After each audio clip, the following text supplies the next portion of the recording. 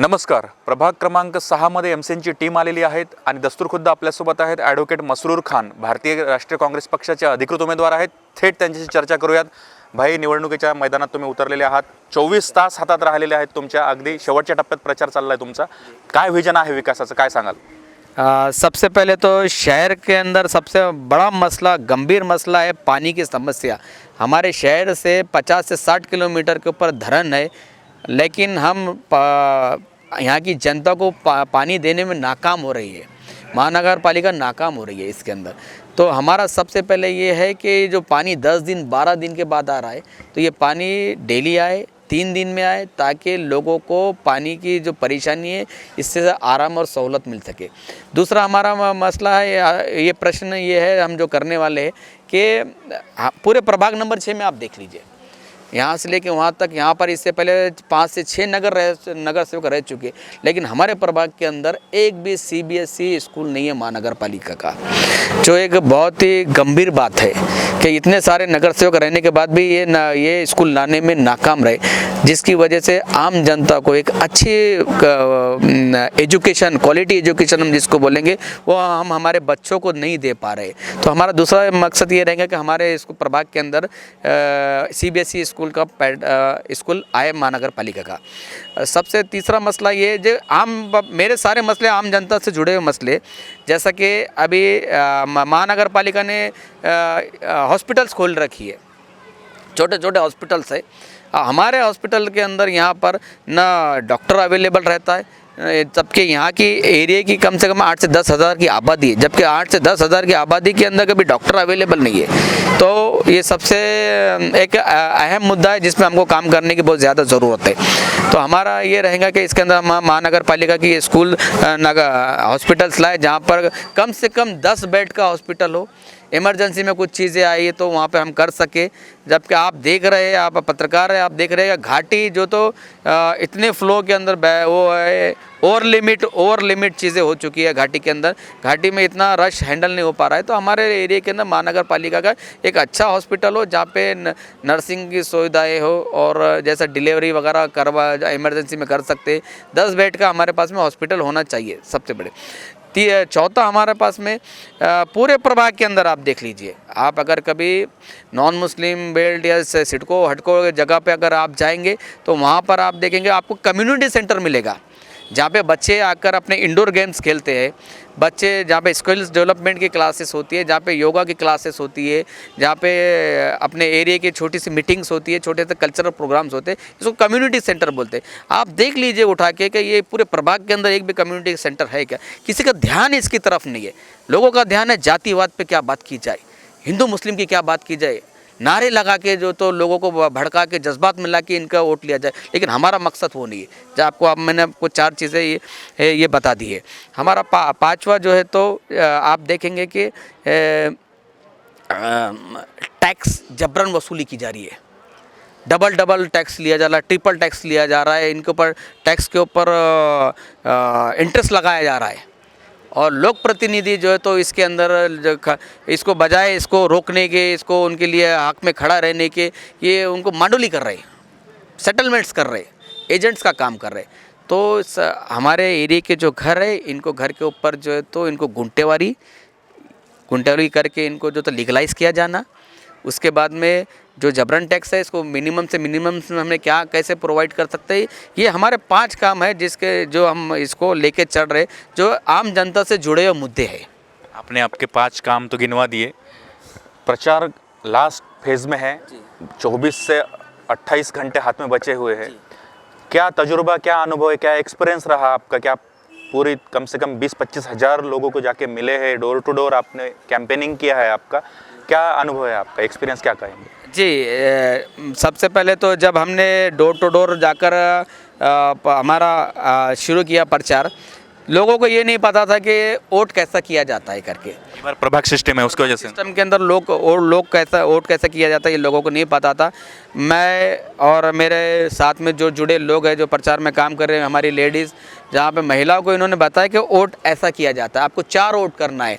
Dummy voting पे हाँ, हमने जो तो ये डमी ईवीएम का जो मशीन बनाया है, तो हमने जाकर उनको बताया ये वाइट है, उसके नीचे आपको पिंक कलर का बड़ा है, उसके बाद में आपको येलो मशीन रहेंगी, ब्लू मशीन रहेंगी। तब जाके लोगों के अंदर अवेयरनेस आया है कि लोग ऐसा वोट कर सकते हैं। तो जिसमें ज़्यादातर सीनियर लेडीज़ है, सीनियर ज़्यादा ओल्ड एज के हमारे जेंट्स लोग हैं। तो ये हमने पहले उनको अवेयरनेस किया, वो लोग इंतज़ार कर रहे हैं कि हम कब उनसे मिलने जाते हैं। देखिए, काम करने का अपना अपना तरीका होता है। कुछ लोग लोगों को ऑफिस बुला के काम करते हैं। मेरा तरीका है कि मैं लोगों के घर पे जाके मैं क्या काम करने वाला हूँ, मैं उनको क्या खिदमत देने वाला हूँ, मैं कैसा उनको महानगर पालिका की मिलने वाली सुविधाएं उन तक पहुँचाने वाला हूँ। ये मैंने अपनी बात रखी है और लोगों की ये बात समझ में आई है, और मुझे उम्मीद है कि लोग काम करने वाले व्यक्ति को चुन कर देंगे। अपना शहर एक हिस्टोरिकल प्लेस है। दुनिया भर के आवाम पर्यटक यहाँ पर आते हैं, हर रोज़ लाखों लोग आते हैं और यहाँ पे बहुत सी ऐतिहासिक हिस्टोरिकल जो साइट्स है वहाँ पे विज़िट करते हैं। लेकिन ये शहर में रोज़गार नहीं है। यहाँ के जो जवान तबका है, जो युवक है, वो ये शहर और ज़िला छोड़कर जा रहे हैं रोज़गार नहीं होने की वजह से। आपको अगर मौका मिलता है तो आप रोज़गार के लिए क्या करोगे? देखिए, रोज़गार के लिए तो ये हमारे मैनिफेस्टो में ही है कि हम जहाँ पे महानगर पालिका की खाली जगह है, हम उसका इस्तेमाल करेंगे कि हमारे नौजवानों को, हमारे युवाओं को हम उसके अंदर से रोज़गार कैसे प्रोवाइड कर सकते हैं। ये हमारे मैनिफेस्टो के अंदर है। ये ऐतिहासिक शहर है, यहाँ पे पर्यटक आते हैं, यहाँ पे आने के बाद में वो उनका पैसा यहाँ पे खर्च करते हैं। हम चाहेंगे कि हमारा शहर ज़्यादा से ज़्यादा खूबसूरत बने। महानगर पालिका कुछ ऐसी चीज़ें बनाए जैसे कि जहाँ पर आके म्यूज़ियम है वगैरह है, जिसकी वजह से और पर्यटक हमारे पास में आए, हमारे शहर के लोगों को रोज़गार मिले। खाली जगहों के ऊपर जो तो स्किल डेवलपमेंट की क्लासेस हो, वहाँ पे बच्चे कुछ सीख के जो तो उसका यूटिलाइज इंडस्ट्रियल एरिया में करें। तो ये हमारे लिए विजन है, जिसकी वजह अगर ये सब चीज़ें अगर हम कर पाते हैं तो हमारा निश्चित तौर पे मैं ये कह सकता हूँ कि हमारा शहर जो बच्चे नशे के से जूझ रहे हैं, नशे में इन्वॉल्व हो रहे हैं, ये सब चीज़ों से दूर जा सकते हैं। शहर दिन ब दिन सेंसिटिव हो रहा है। किसी ने कुछ कह दिया, कुछ झगड़े हो गए तो पूरा वातावरण, माहौल ख़राब हो जाता है। गुनहगारी बढ़ रही है। इसे रोकने के लिए आपके पास क्या प्लान है? देखिए, ये आपका सवाल बहुत अच्छा है कि ये जो सिक्योरिटी के लिए, हम लोगों की हिफाजत के लिए हम क्या कहेंगे। हमारे शहर के अंदर महिलाएं सुरक्षित नहीं है। लोग जो है तो मंगलसूत्र छीन के लोग भाग, स्नैचिंग के प्रॉब्लम्स हो रहे, खींच के भाग रहे हैं। जिसके लिए मैं ये चाहूँगा कि जैसे पुलिस हमारा डिपार्टमेंट है, इन्होंने ज़्यादा से ज़्यादा सीसी कैमरे बिठाने चाहिए, जिसकी वजह से जो तो गुनहगारी कम होगी। महिलाओं के सुरक्षा के लिए जो तो पुलिस चौकी का इंतज़ाम होना चाहिए। यहाँ पे जितने तादाद में पुलिस है यहाँ पे अवेलेबल, चौकियाँ बढ़ानी चाहिए, पुलिस की तादाद बढ़ानी चाहिए, पेट्रोलिंग बढ़ानी चाहिए इन द सेंस। तो ये सब चीज़ें, ये मुद्दे बेसिक मुद्दे, अगर ये काम करने के मुद्दे, ये अगर हम जनता को ये सब मुद्दे करके देंगे तो जनता को राहत मिलेगी और गुनहगारी कम होंगी। भाई, आप वकील भी है, अच्छा खासा आपका पेशा चल रहा था, आप पॉलिटिक्स में आ गए। क्या प्रेरणा रही थी आपको कि आपको कांग्रेस ही ज्वाइन करना पड़ी? मैंने ऐसा सुना कि बहुत सी पार्टियों के ऑफर थी आपको इस बार भी चुनाव में उतरने के लिए, लेकिन आप कांग्रेस के साथ ही ईमानदारी से खड़े रहे। क्या विजन था और कांग्रेस ही क्यों? जी, जिस तरह से आप देख रहे हैं कि वकील से पहले मैंने MBA किया हूँ, मैं MBA, फिर उसके बाद में LLB किया हूँ, क्योंकि मैं पॉलिटिक्स के अंदर पिछले 18 से 20 साल से मैं सियासत के अंदर हूँ। और मेरे पेशे को मैं प्रोफेशनल को मैं अपना ईमानदारी से काम करता हूँ। तो इसको मजबूत करने के लिए मैंने कॉन्स्टिट्यूशन में जो मुझे चाहिए था, जो मुझे सीखना चाहिए था, इसलिए मैंने लॉ कंप्लीट किया। उसके बाद में मैंने थोड़ी प्रैक्टिस भी की है। और जैसे कि आप देख रहे हैं कि पूरा देश परेशान है, बीजेपी के मुद्दों से पूरा देश परेशान है। देश की इतनी हालत कर दी है कि हमारी संपत्तियां बिक चुकी है, लोगों को भाईचारा हमारा ख़त्म कर दिया गया।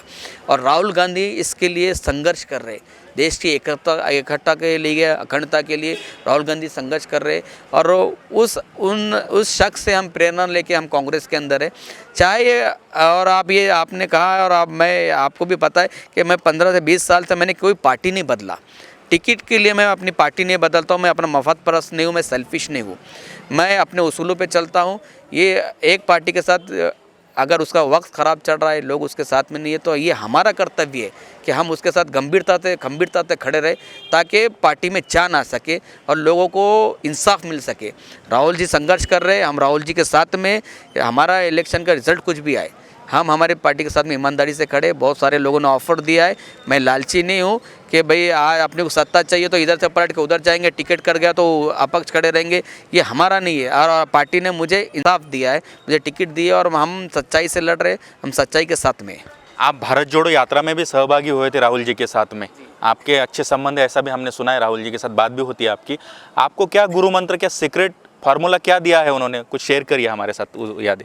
जी, मैं राहुल जी के साथ में जब मैंने यानी स्वयं यूथ कांग्रेस से मैंने कांग्रेस काम किया हूँ, और राहुल जी एक ऐसे नेता है जो अपने कार्यकर्ताओं को और जो उनके साथ में हमारे साथ उन्होंने कई टाइम पे जो, तो मैं सोशल मीडिया का भी हेड रहा महाराष्ट्र के अंदर, मैं नेशनल टीम का मेंबर भी रहा हूँ और नेशनल कोऑर्डिनेटर भी रहा हूँ। तो इस टाइम पे हमारे कई बार राहुल जी से मुलाकात हुई।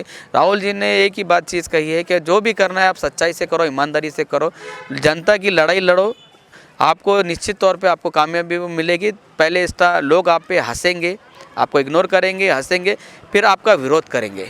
तो ये जब जैसे जैसे आप कामयाब होगे तो आपका विरोध होना शुरू होगा। तो राहुल जी ने जो हमको बताया है कि ईमानदारी और सच्चाई, आप पूरा उठा के देख लीजिए। राहुल जी अपनी ईमानदारी से और सच्चाई के साथ में जो तो पार्टी को टाइम दे रहे, लोगों को जनता के हित के सवाल उठा रहे, जनता के लिए लड़ रहे। 4,500 किलोमीटर उन्होंने पदयात्रा करके देश को जोड़ने का काम किया है, मोहब्बत की दुकान खोलने की काम किया है इन्होंने। तो हम भी वो विचारधारा के लोग है, हम भाईचारे को मानने वाले लोग हैं, इसलिए हम राहुल जी के साथ में हैं।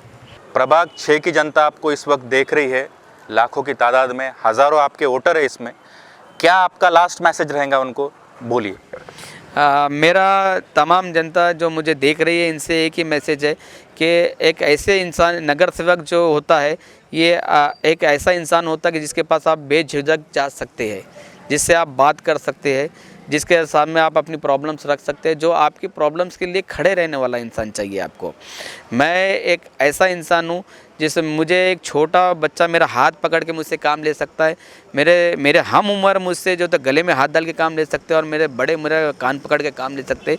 यानी मेरे साथ में आपका इजी अप्रोच है। आप मेरा क्या एक भी जिसके ऊपर कंप्लेन नहीं हो, मैं ऐसा शख्स हूँ जिसके ऊपर एक भी कंप्लेन नहीं है। और आप मेरे पास में, मेरी जनता से यही अपील है कि मैं कुछ मुद्दे जो आपके ख़ुद के हित के मुद्दे हैं, मैं वो उस पर काम करना चाहता हूँ। एक बार मैं आप मुझे खिदमत का मौका दीजिए, काम करने का मौका दीजिए, मुझे भारी अक्सरियत से चुनाइए। मैं आपको ये तसल्ली होंगी कि आपने एक सही इंसान को जिता के लाया है। तर आपल्यासोबत होते ॲडव्होकेट मसरूर खान, महापालिकेच्या रणांगणामध्ये सध्या ते उभे आहेत। 15 तारखेला मतदान आहे, 16 तारखेला मतमोजणी आहे। MCN TV न्यूजकडून एक अपील करण्यात येते की मतदान कोणालाही करा, पण मतदान करा, लोकशाही मजबूत करा। तुर्तास थांबतो। मी अनवर अलमनूर जाफर, MCN न्यूज, छत्रपती संभाजीनगर।